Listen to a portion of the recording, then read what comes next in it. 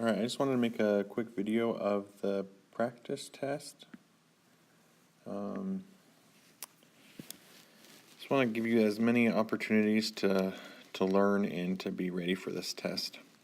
So this was the day before the test. I offered this in class for you guys to do. This covers a lot of the information on the test, but obviously there's only, how many did I do? Like 16 problems. So there's others on the test that may be a little different or may have problems that maybe like the opposite kind of thing. Like if we go to the very last, second to last problem, this is a piecewise function. You have to write down the equation. I mean, there could be one where they give you the equation you need to graph or something like that. But this all contains basically all the information. It just maybe the responses might be a little varied. Okay? All right, so the first one, it says, write the equation of the graph below and state the domain and range. Okay, so the best way to be able to know how to do this is if you remember what the equation is for an absolute value function. So an absolute value function is written like this: y equals, let me just zoom in a bit, y equals a absolute value of x minus h plus k. So this is very familiar or similar to the equation for a quadratic, which is y equals a parenthesis x minus h squared plus k. All right, so that could help you remember which is, or how the absolute value function equation looks like. They all have the same a, h, and k. Okay, and the h and k is the vertex for both types of equations. For an absolute value function, this is more the slope, and the a for this one is the growth. Okay, it's like 1a, 3a, 5a, okay, and slope is like the rise over run. All right, so if we want to write down this equation from this graph, we'd want to write down what our vertex is, which is 1 comma negative 4. And our slope, we go up 2 over 1. So you just want to go up until there's enough room to go over 1. Okay? So here we just write our equation, y equals 2, because a equals 2. Absolute value of x minus h is 1, plus k, which is a negative 4. So that'd be our equation. And then does it say, oh yeah, state the domain and range. So looking at this, the domain is all possible x's. So here there's an x at 1, there's an x at 2, there's an x at 3, there's x's all the way, and it will continue to go up, and it will continue going this way and the other way as well. We'll have an x here, an x here, an x here, and that will go to infinity. So we've talked about this before, that domains, when we have equations like this, the domain will always go from negative infinity to infinity. Or you can write it as the set of all real numbers, which is that r. Okay? One or the other. You don't need to write both. And then the range is all y values. So we don't have a y value at negative 5, but we do have a y value at 4, negative 4, and we have one at negative 3 and 2 and 1, and it would continue going all the way to infinity. So the lowest y value would be negative 4, and it would go all the way to infinity. Okay, and I need to make sure, is it going to be a bracket or a parenthesis? So bracket means we include that number or value, and a parenthesis does not include that. Okay, and infinity is not a number, so we can't include it. You can also write this as all y values greater than or equal to negative 4. So whichever one works best for you or makes sense to you, that should be great. All right. Number 2, graph the function and state the domain and range. Here's the equation. So we want to graph it. So this would be like our h and k and our a. So our vertex here is 2 comma negative 4. 2, negative 4. and our slope, our rise over run, is rise 2 over 1. Okay, something like this, and then you mirror over the opposite side. Just kind of like when you do with a quadratic equation. Okay, something like that. Arrows that go to infinity. And that covers that, and we just need to write our domain, so it's the same thing as the other problem, and the range is actually the exact same. Okay. Okay. All right. 3, write the equation of a quadratic function. So remember, quadratic function is something like y equals, and you'll always want to be doing it in vertex form. So a parenthesis x minus h squared plus k. Okay, and then we want to fill in what that information is. So it's being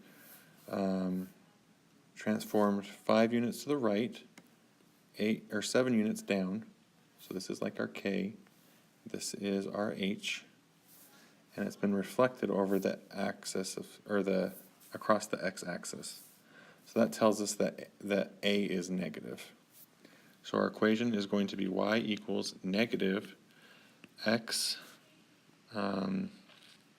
goes 5 right, so that means h is 5, but we do negative h because of the equation, gives us a negative 5 squared, and then it goes down 7, so negative 7. Okay? And it doesn't ask for a domain or range or anything. So 4, basically doing the opposite thing. We want to write down or describe the transformation. So here, this is a quadratic. Here, I keep writing it backwards. A quadratic equation.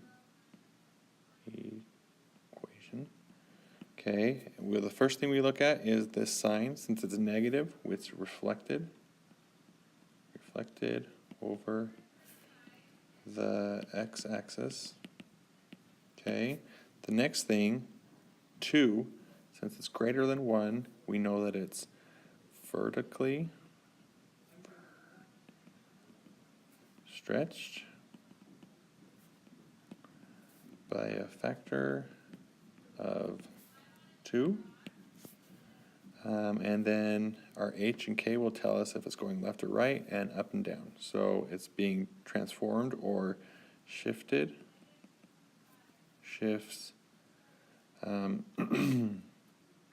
left 3 and down 4. All right. Next one, determine if the exponential function, this, is growth or decay function, and then determine the growth or decay factor and rate. Okay, so remember that this equation y equals a times b to the x. A is our initial value. This doesn't ask for it, but it may ask for that on the review or the test or any of your homeworks. B is our growth or decay factor. Okay, so here we'd look at that and say, okay, since B is less than 1, it is decay. For this one below, we'll have one that's growth. So decay, the decay factor is 0.7, and the rate is going to be 1 minus b, which is 1 minus 0.7 or 0.3. We need to always write it as a percentage. So we move the decimal over 2, and that would give us 30%. Okay, and the next one, it's basically the same thing, just a different equation. So you need to make sure for sure that if you have a number in your exponent, we need to take care of it. So this equation above, a times b to the x, there's not a number. We don't have it included to have a number in the exponent. So we need to get rid of that number in the exponent. And how we do that is we make a parenthesis around the b and the number in the exponent, and we evaluate it.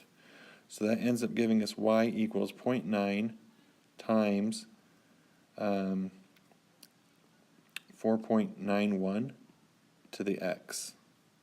So now we have our a, we have our b, and we have our x, how it's supposed to be, and we can answer our question. So here, if it asks what the initial value is, it would be 0.9, and we'd say it's growth because b is greater than 1, and the growth factor is going to be b, which is 4.91, and the growth rate is going to be b minus 1, or 4.91 minus 1, which is 3.91, or 391%.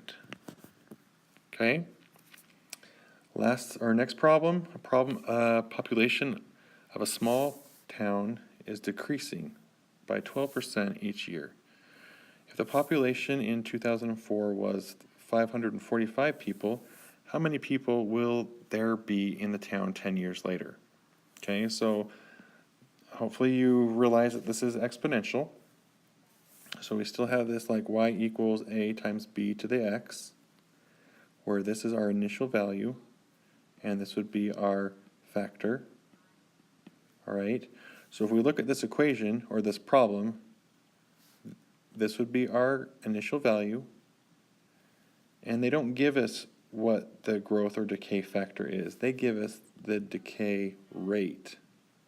Okay, so we can't just plug in decay rate. That won't give you the answer that you want.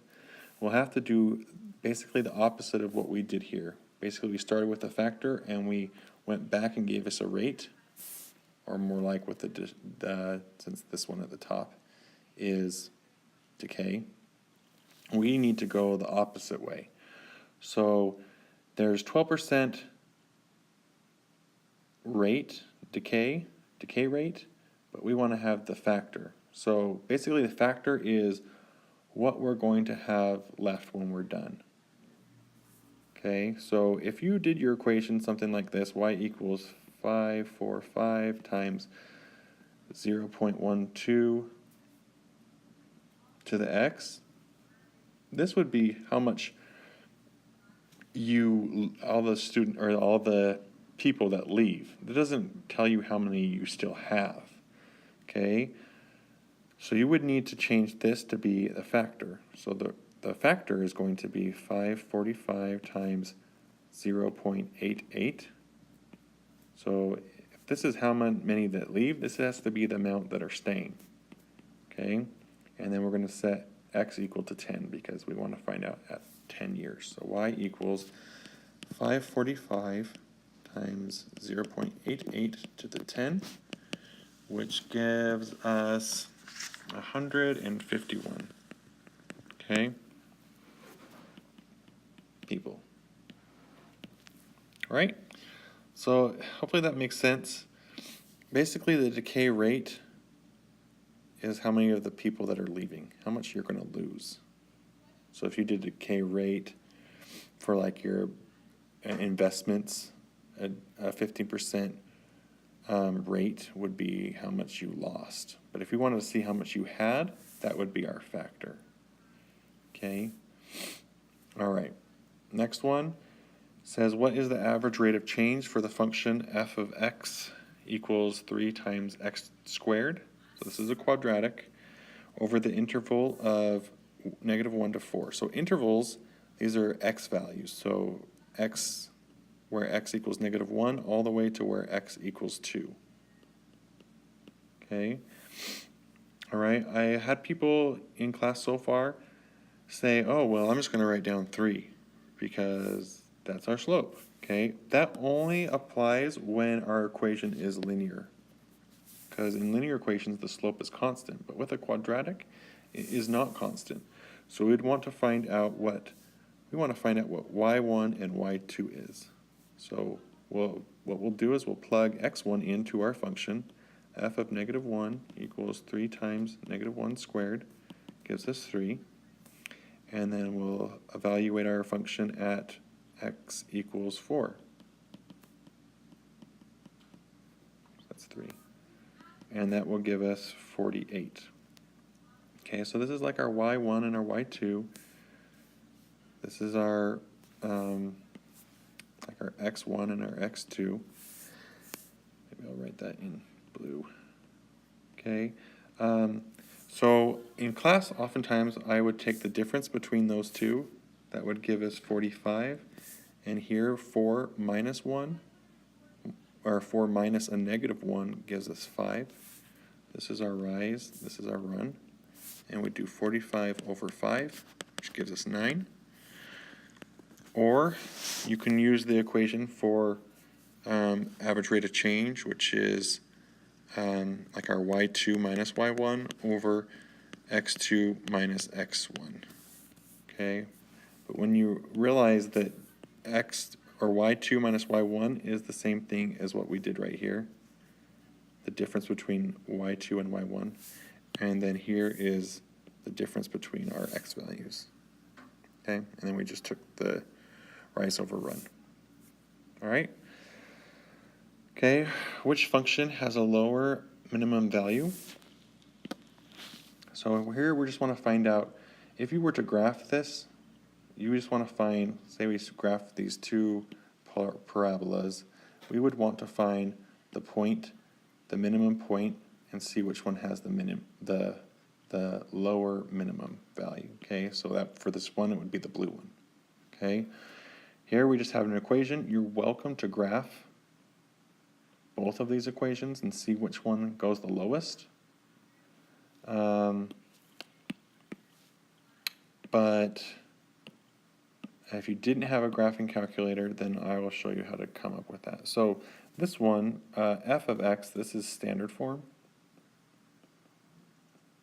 And g of x is vertex form. So with vertex form, we can find our vertex really quick, which is 3, negative 14. So our lowest value is going to be negative 14. But for f of x, which is in standard form, we can't just say it's negative 9. That's not our vertex point. This is our y-intercept. Okay, so we need to calculate our vertex. You can graph it, like I said. That will be the easiest probably. And but if not, you would probably need to calculate it. Okay, you can complete the square if that helps, or oftentimes I will say, well, for a vertex, it's always going to be the axis of symmetry will be for x, and then y is going to be when we plug that in to our original equation. So we plug that in for our x's. Okay, and the equation for the axis of symmetry is negative b over 2a. So we plug that in, and we'll end up getting negative 8 over 2 times 2, which is negative 2. So that's our axis of symmetry for our vertex, it'll be negative 2. And now we want to just find out what our y value is. So we'll plug that in, and you end up getting negative 17. Okay, and since negative 17 is lower than negative 14, we would choose f of x. Okay, next one is similar but a little different. We want to find the average rate of change for both of these and see which one has the greater average rate of change. So this is just like we did for 8, but you're going to do it for both of them. So here you would want to find f of 1, which would be square root of 1, which is 1, and f of 4 gives us the square root of 4, which is 2. We'll take the difference, this is our rise, which is 1, and run, which is 3. So it would be 1 over 3 would be our average rate of change for that equation. The next one we would do it g of 1 equals 1 minus 2 squared, which is 1, and g of 4 equals 4 minus 2 squared, which is 4. So we take the difference here is 3, difference here is 3, So we get 3 over 3 or 1. So we would choose g of x because the average rate of change is 1, which is greater than 1/3. All right, and then these ones you just need to write down what type of equation it is, linear, quadratic, or exponential. So a manufacturing plant makes 42 model cars per hour. So this is a linear growth. So we'd say linear. This one, the next one, we would want to, you could look from one to the other and see if it's being multiplied every time. Okay, and looking at that, it's not. So we'd want to maybe do the first difference, maybe it's linear. So the difference between -15 and -17 is 2.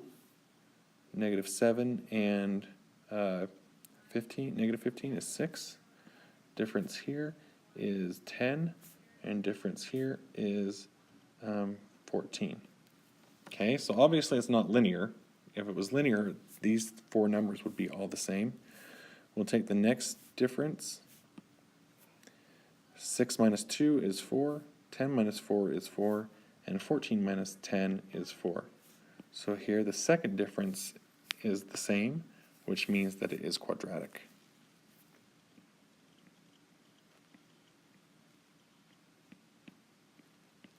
Okay, and then the next one, since hopefully you know what this is, since it's squared, it's also quadratic. And 14, excuse the bell, please. Bacteria can multiply at an alarming rate when each bacteria splits into 2 new cells, thus doubling. If we start with only one bacteria, which can double, or I guess I don't know, I didn't write this very well, but I think you're understanding what we're talking about. This is exponential. Every time it doubles, exponential. Okay? 15,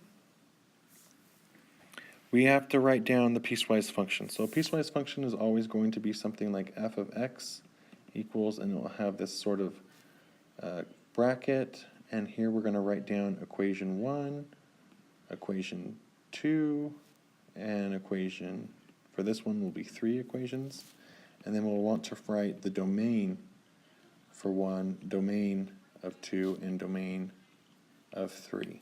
Okay, so here we have 2 types of equations. This one is quadratic, and then these 2 are both linear. Okay, so quadratic, we can write it in vertex form, y equals a parenthesis x minus h squared plus k. So we would want to find our a, h, and k. A we can find by doing over 1 up until we hit the line, so basically the growth pattern. So a equals 1. And then we also want to find h and k, which is our vertex, which is 0, 0. So our equation here is going to be y equals 1 times x minus 0 squared plus 0, or y equals x squared. So here f of x is going to be equal to x squared, and then we want to find the domain. So what x values are on this line? So the largest one is going to be at 1, and then it continues going all the way to negative infinity. So basically we have all x values that are less than or equal to 1. All right? I think this just needs lots of practice. Hopefully you've been doing your homework and the review. Okay, next equation. This is a linear equation. The slope is 0, and the y-intercept, if you continued on, would be 3. So our equation would be y equals 0x plus 3, or just 3. Okay, and the domain for this one starts at 1 and ends at 2. So x is going to be in between those 2. And does it include 1? It doesn't. So we would just do y is less than x, and it's also x is less than or equal to 2. Okay, so just remember, if it's an open point, it doesn't include, it'd be something like this, or if it includes a point, it'd be something like these. Okay, so that was in our notes as well. Last equation, this is a linear equation. Our slope here is 1, so mx plus b, m equals 1. B would be our y-intercept, so if you continue that on, it would go to 0. So our equation here would be y equals 1x plus 0, or y equals x. And then the domain is all x values greater than 2. Right? So that would be your answer here. And then 16, you would just need to come up with a real, all you need to do is write. So just write something that would be plausible for this. It could be a person who's walking around and what he does, explain how he's walking, or this could be, sometimes they talk about like temperature, degrees Fahrenheit, temperature goes up, something gets cooked, and then it cools down. People have also talked about something like airplane. There's my airplane. Okay, it goes up and then levels out at its cruising to altitude and then goes down. You can come up with lots of different things. So obviously you're not going to have this graph on your test or something, but there'll be something kind of similar that you'll need to come up with, some sort of situation that you could explain. Okay? All right, well, I guess that's the bell. Good luck, and let me know if you have any questions.